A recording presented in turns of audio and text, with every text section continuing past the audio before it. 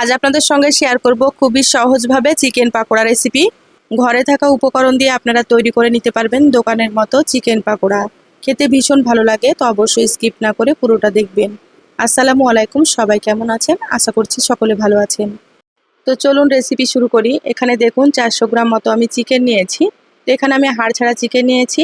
খুব ভালোভাবে পরিষ্কার করে ধুয়ে পানিটাকে ঝরিয়ে নিয়েছি। চিকেনের মধ্যে দিয়ে দিলাম স্বাদ মতো লবণ, হাফ চা চামচ দিয়ে দিলাম গোলমরিচের গুঁড়ো, হাফ চা চামচ দিয়ে দিলাম জিরা গুঁড়ো, আর এখানে দিয়ে দিলাম হাফ চা চামচ আদা বাটা, হাফ চা চামচ রসুন বাটা। এখানে আমি আদা রসুন বেটে দিয়েছি, আপনারা চাইলে কিন্তু আদা রসুন গ্রেট করে দিতে পারেন।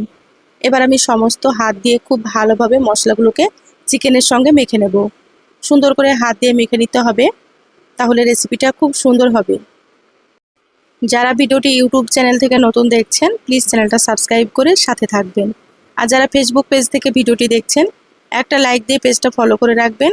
তাতে করে আমি যখনই ভিডিও আপলোড করব, আপনারা সবার প্রথমে নোটিফিকেশান পেয়ে যাবেন। এখানে দেখুন চিকেনের মধ্যে আমি অল্প একটু লেবুর রস দিয়ে দিলাম, মানে এখানে হাফ লেবুর রস দিয়েছি। লেবুর রস দিলে কিন্তু চিকেনগুলো খুব তাড়াতাড়ি সেদ্ধও হবে, আর পাকোড়া খেতে অনেক বেশি ভালো লাগবে। লেবুর রসটাকে আবারও খুব ভালোভাবে চিকেনের সঙ্গে মেখে নিলাম। এবার আমি ঢাকা দিয়ে 30 মিনিট মতো রেখে দেব। 30 মিনিট পরে ফিরে আসছি। দেখুন 30 মিনিট হয়ে গিয়েছে, ঢাকাটা খুলে নিয়েছি। এবার চিকেনের মধ্যে দিয়ে দিলাম দুটো বড় সাইজের পেঁয়াজ কুচি, 4-5টা মতো দিয়ে দিচ্ছি কাঁচামরিচ কুচি। তা আপনারা যেমন ঝাল খাবেন সেইভাবে করে এখানে কাঁচামরিচ দিয়ে দেবেন। হাফ চা চামচ দিয়ে দিলাম মরিচের গুঁড়ো।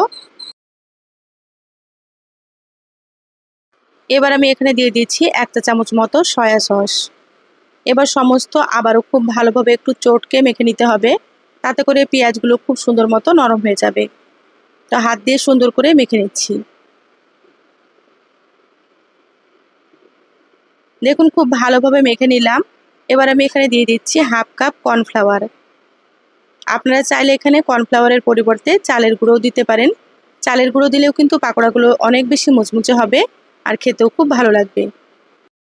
তো আমি এখানে কর্নফ্লাওয়ার দিয়েই তৈরি করে নিচ্ছি।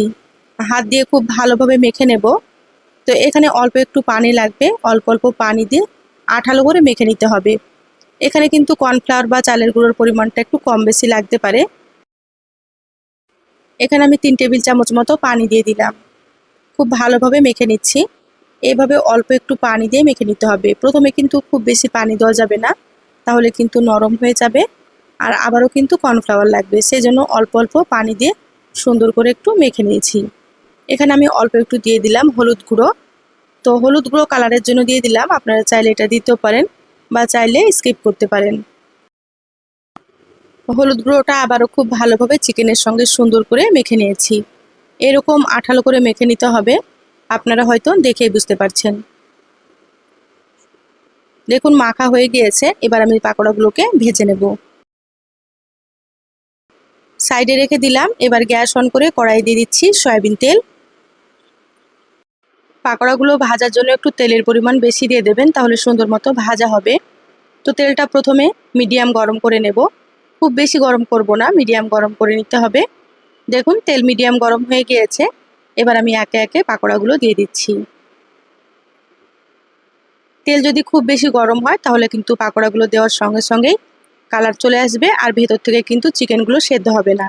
সেই জন্য মিডিয়াম আঁচে একটু সময় নিয়ে ভাজতে হবে, তাতে করে চিকেনগুলো খুব সুন্দর সেদ্ধ হবে, আর পাকোড়াও কিন্তু অনেক বেশি মুচমুচে হবে। দেখুন কড়াইয়ে যতটা ধরেছে ততটা দিয়ে দিলাম। কিছুক্ষণ ভেজে নিয়েছি মিডিয়াম আঁচে। এবার আমি উল্টে নিচ্ছি। এইভাবে যদি আপনারা পাকোড়া তৈরি করে খান, তাহলে কিন্তু আর কোনোদিন দোকান থেকে কিনেই খাবেন না, কারণ খেতে এত বেশি মজা হয়। বাড়ির বাচ্চা থেকে বড় সকলেই কিন্তু ভীষণই পছন্দ করবে। তো দেখুন আমি একটু সময় নিয়ে উল্টে পাল্টে ভেজে নিচ্ছি। আর আমার চ্যানেলে আরও অনেক সহজ রেসিপি আছে, চাইলে আপনারা দেখে নিতে পারেন। আমি সবসময় ঘরে থাকা উপকরণ দিয়ে রেসিপিগুলো দেখানোর চেষ্টা করি। খেতে খুব সুন্দর হয়। আপনারাও একবার তৈরি করে খেয়ে কমেন্ট করে জানাবেন রেসিপিগুলো আপনাদেরকে কেমন লেগেছে। এই চিকেন পাকোড়াগুলো ভাজতে প্রায় 6 থেকে 7 মিনিট মতো সময় লাগবে, তাহলে সুন্দর মতো ভাজা হয়ে যাবে। দেখুন কালারটা খুব সুন্দর চলে এসেছে, আর পাকোড়াগুলো কিন্তু ভাজাও হয়ে গিয়েছে। এবার আমি তেল ঝরিয়ে তুলে নিচ্ছি, আর বাকি যেগুলো আছে একইভাবে ভেজে নেব।